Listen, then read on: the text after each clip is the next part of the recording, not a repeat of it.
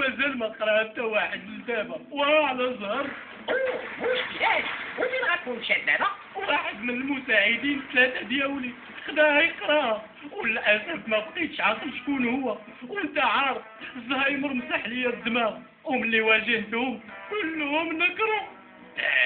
ملي عاقل انت عليك دابا شنو فيه؟ كتبوها عاوتاني. ولكن انا ما عاقلش، جاني داكشي هكاك، وهذا اللي خداه غادي يكتب سميتو عليه ويدي بلاصتي الجوائز والشهرة وشحال من حاجة.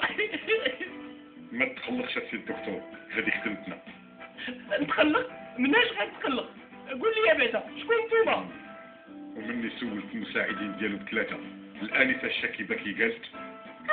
الرواية ديال زينب جالسة في الجردة غيرت لي حياتي كلها، أنا ما يمكنش نتصرف معاها بحال هكذا. ومني سولت سعيد القرايه قال. انا قلت باللي الدكتور عاقل عقيل هو المثل ديال الاعلى، وانا قلت باللي هو الروائي الوحيد اللي حل العلاقه بين البيض ومطيشه، وانا قلت باللي انا ما خديتش الكتاب. ومني سولت مختار المهدار قال.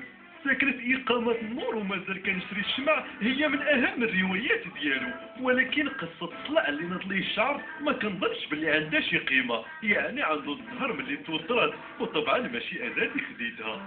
انا عرفت شكون اللي خدا الكتاب، وإلا حتى انت عرفتي قول لنا شكون هو. 1 الانسه الشاكبه، 2 سعيد القرايه، 3 مختار المهدار.